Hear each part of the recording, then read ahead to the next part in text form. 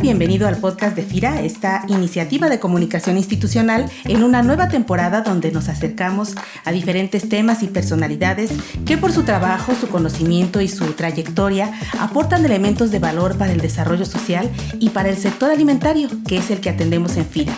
Y mira, en esta emisión del podcast vamos a abordar un tema que por su importancia e impacto en la sociedad es fundamental difundir para combatir la vulnerabilidad que puedan sufrir todas las personas, ya sea en el medio rural, en el medio urbano y también desde el interior de las organizaciones y centros de trabajo públicos y privados. Vamos a hablar de la prevención del hostigamiento sexual y el abuso sexual con especial enfoque en las entidades de la Administración Pública Federal a la que pertenece Claro FIRA. Y es que para detener esta problemática social es muy necesario que conozcamos cómo evitar ser víctimas de estas conductas, qué mecanismos podemos utilizar para nuestra protección, pero sobre todo, qué deben hacer las entidades y todas aquellas organizaciones, claro, que tienen la responsabilidad social de garantizar la seguridad y la integridad física y mental de sus trabajadores, ya sean hombres o mujeres. Es por ello que le doy la bienvenida a este episodio del podcast de FIRA a una gran profesionista de la Administración Pública Federal, maestra en Género y Política Pública, que a través de su gestión en la Secretaría de la Función Pública ha venido impulsando el mejoramiento ético de las instituciones de gobierno en México. Ella es la maestra Claudia Flores Zúñiga, coordinadora de Ética Pública en la Secretaría de la Función Pública. ¿Qué tal, Claudia? Bienvenida al podcast de FIRA. Muchas gracias, Ceci, por la invitación. Gracias, FIRA, por pensar en su servidora. Muy contenta y honrada de poder participar con ustedes. Claudia, pues el hostigamiento y el acoso sexual es, por supuesto, un tema que impacta en todos los ámbitos sociales en donde se presenta, pero en el caso de las entidades de la Administración Pública Federal, que están además al servicio de los mexicanos, pues son prácticas que son intolerables. ¿Qué significa la cero tolerancia al hostigamiento sexual y acoso sexual en la Administración Pública Federal? Qué interesante pregunta para iniciar esta conversación. Mira, el cero tolerancia es una acción que tenemos en la Administración Pública Federal como una de las acciones principales en materia preventiva. El cero tolerancia lo que implica es una postura de las personas titulares de las dependencias. Es un compromiso en el cual las autoridades indican que esta conducta está prohibida y tiene toda una razón en materia de derechos humanos de por qué está prohibida. Bueno, primeramente porque daña.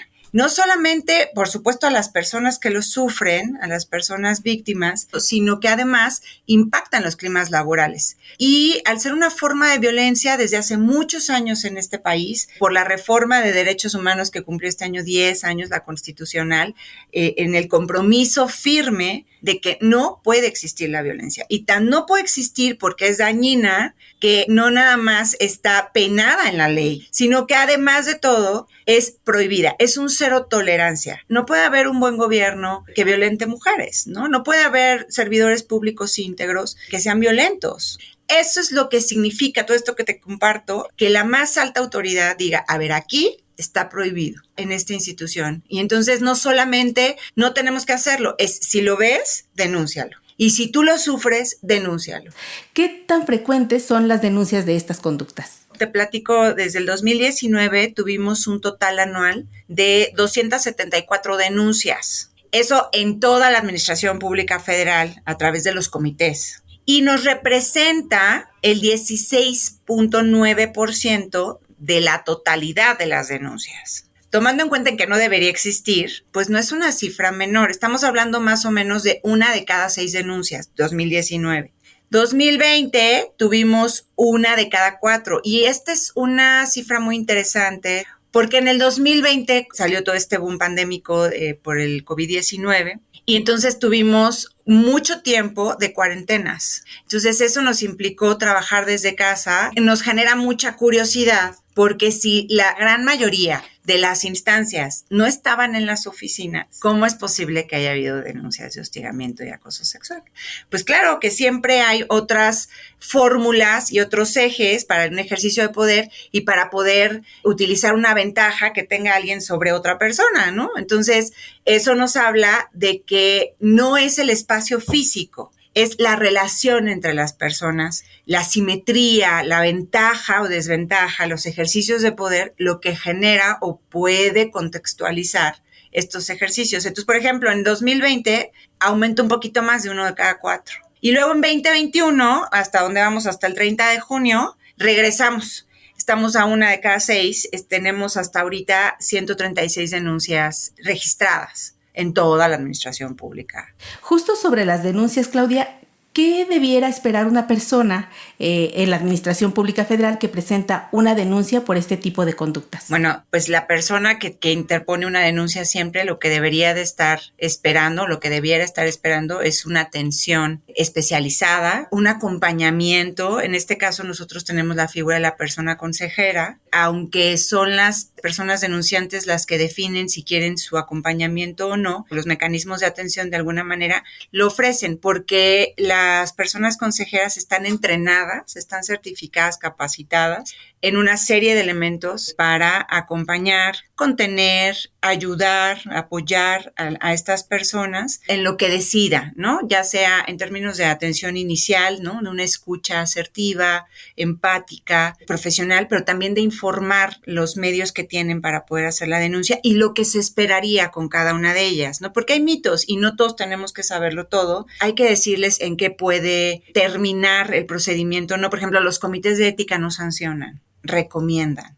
Son muy importantes, claro que son muy importantes porque muchas veces a través de estas recomendaciones mitigan posibles violaciones de derechos mucho más profundas, pero no sancionamos, nosotros no tenemos esa capacidad. Hay otra instancia, una unidad responsable que tiene esta atribución legal y orgánica administrativa, que son los órganos internos de control, las unidades de responsabilidades, y ellos sí tienen esa posibilidad. Entonces, la consejera sabe todo eso y tiene el pulso para determinar el riesgo, para poder proponer en su caso si necesitaría alguna medida de protección o no y poderle acompañar, incluso a interponer la denuncia por escrito, hacer su denuncia, etcétera.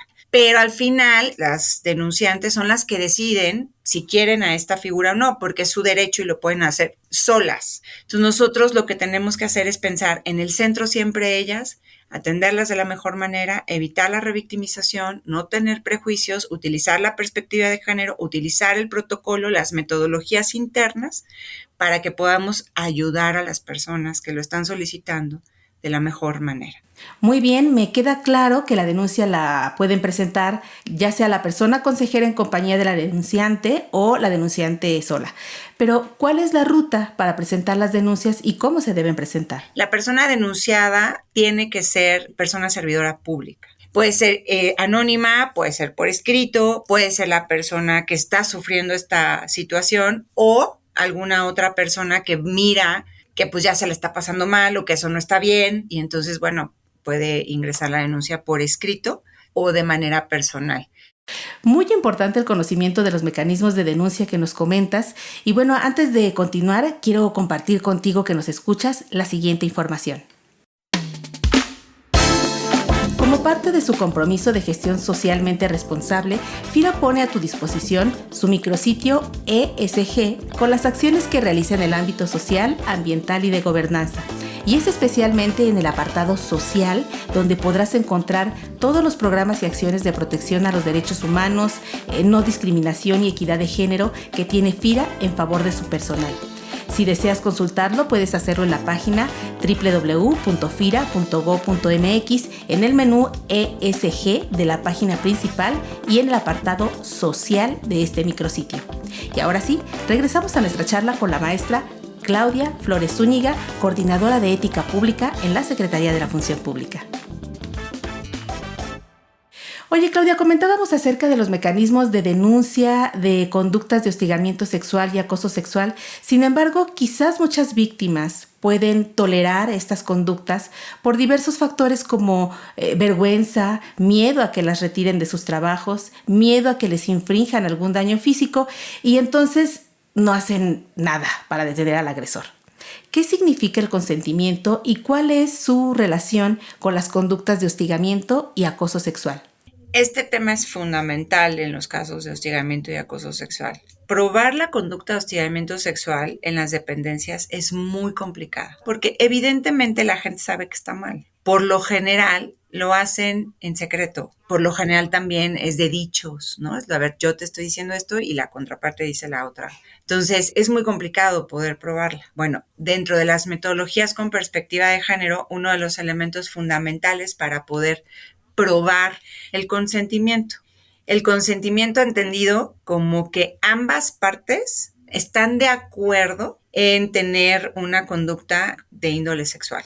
Entonces, si hay una persona que no está de acuerdo con esto, es cuando no hay consentimiento. Entonces, ¿qué tendría que pasar? Parar la conducta. Es decir, a ver, yo le guiño el ojo coqueto a mi compañero y si mi compañero me voltea la mirada, pues eso no le gustó, ¿no?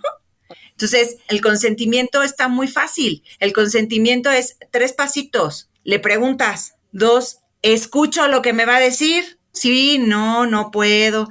Y 3, respeta la decisión.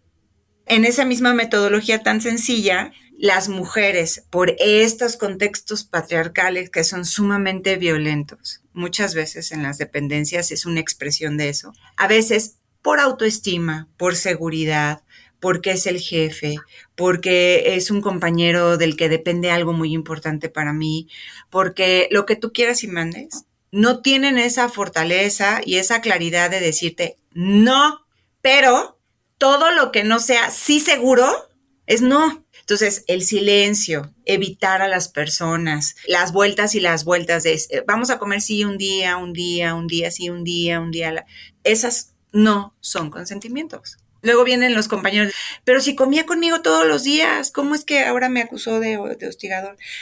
Pero ¿alguna vez te dijo que sí o te respondió que sí, que ir a comer contigo a otro lado fuera de la oficina? No. Entonces, las comidas de trabajo no son citas, ¿no? O las reuniones de trabajo, o las cenas de trabajo, los desayunos, ¿no? Los cafés de las mañanas, ¿no? No son citas. Y claro, desde la mirada patriarcal, tú ves las películas de Pedro Infante, y entonces la chica decía, no. Entonces decía, ¿cómo no? ¿No? Y la abrazaba y la besaba y entonces terminaba la chica contestándole el beso. Entonces, la concepción de la violencia sobre el consentimiento es el no significa sí, o el no es no sabes, o el no te voy a hacer cambiar de opinión, o el no todavía no pruebas. No, compañeros, ¿no? O sea, el no es no.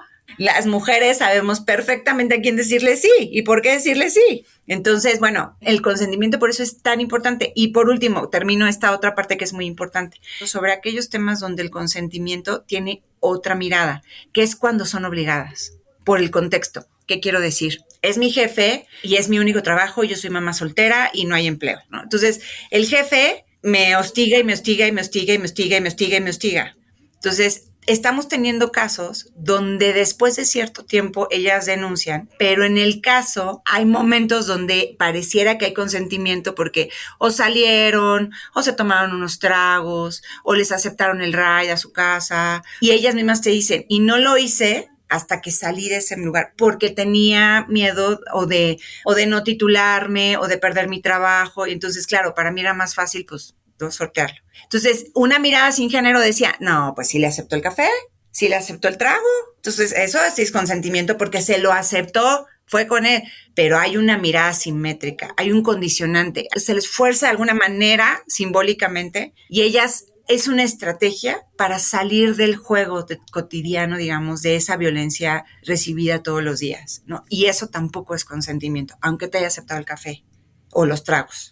Qué fuerte, qué importante lo que estás diciendo, porque aquí esa falta de empatía, de sensibilidad hacia las circunstancias de una compañera que está siendo víctima, nos lleva además a que sea revictimizada por ese consentimiento. La revictimización, para rápido en definición, es la profundización del daño en la víctima por una mala actuación institucional.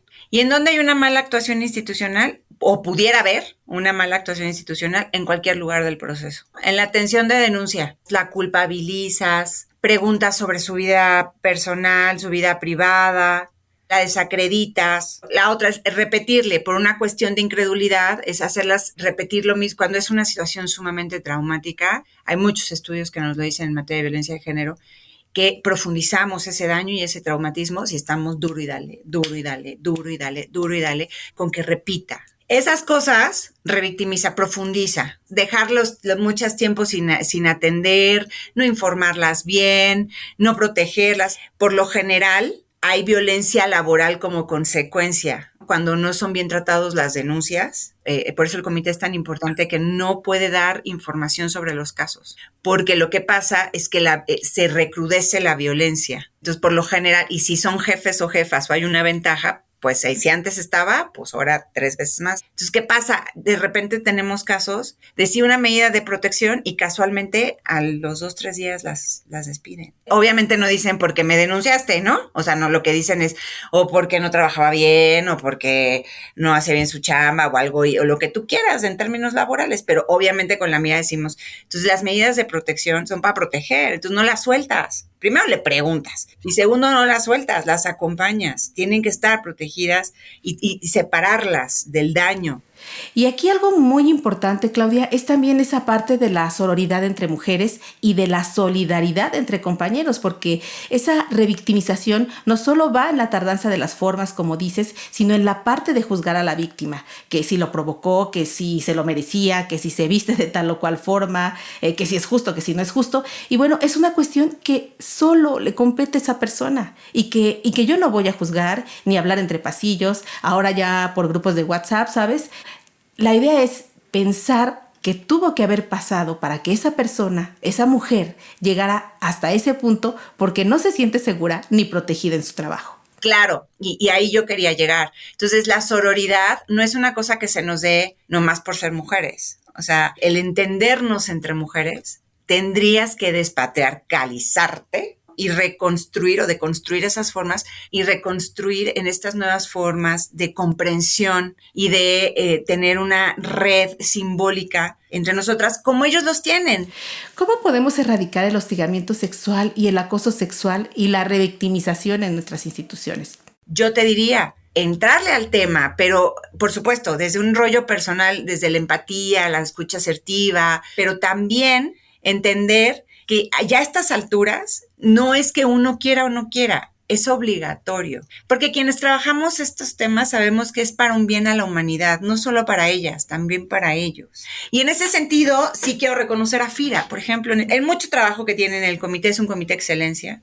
Entonces, FIRA lo está haciendo muy bien, pero dentro de las cosas que hace muy bien, porque son varias cosas que hacemos en los comités, es la capacitación. Tienen un alto índice de capacitación con sus consejeras certificadas, tienen al personal en general, no solamente el comité. ¿Y por qué es importante la capacitación? Porque hay veces que no es que seamos malas personas, es que no nos cae el 20. Nunca había pensado en eso. FIRA sí viene trabajando temas desde hace varios años, por eso tienen varios reconocimientos y tienen en general buen clima laboral.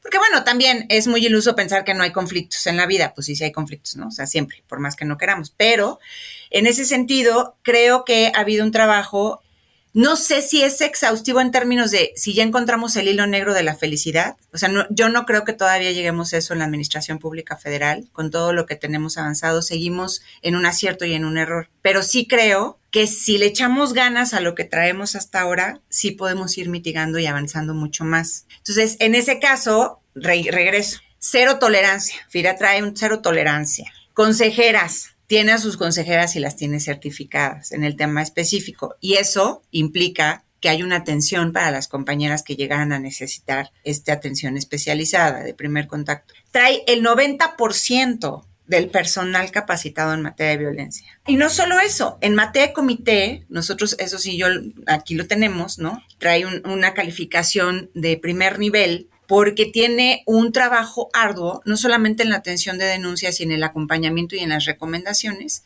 Trabajan con perspectiva de género, tienen conocimiento en perspectiva de género, más allá de las capacitaciones incluso institucionales. Claudia, pues este tema es complejo y aleccionador y te agradezco enormemente que nos hayas compartido estos minutos de tu tiempo para informar y orientar al personal de FIRA y de manera extendida a los escuchas del podcast respecto de los mecanismos que existen y de los cuales regula y exige observancia a la función pública, al menos para las entidades de la Administración Pública Federal. Y Aprovechando tu experiencia en el tema para quienes nos escuchan y no laboran en una entidad pública, pero sí en un centro de trabajo privado, ¿a dónde pueden dirigirse para conocer y capacitarse sobre los mecanismos de prevención, atención y denuncia de este tipo de conductas? Mira, los espacios son distintos. Lo que yo te diría es, se pueden acercar a la Secretaría de Trabajo, que tienen una línea de trabajo muy interesante con la parte de empresas privadas. Por supuesto, con nosotros, con todos nuestros comités y las personas especializadas de manera, digamos, económica, en términos de compartir la práctica, de poder hacer un trabajo conjunto, un proyecto específico, ¿no? Claro, eso lo podemos hacer en materia siempre y cuando respetando la atribución, pero sí creo que si traen un problema específico muy fuerte, ya como de denuncia, y no tienen adentro de sus empresas estos procedimientos instaurados, es una cosa legal, pueden ir incluso hasta el MP, que es una cosa penal, o a las autoridades civiles, dependiendo las características de los casos, también puede ser de materia civil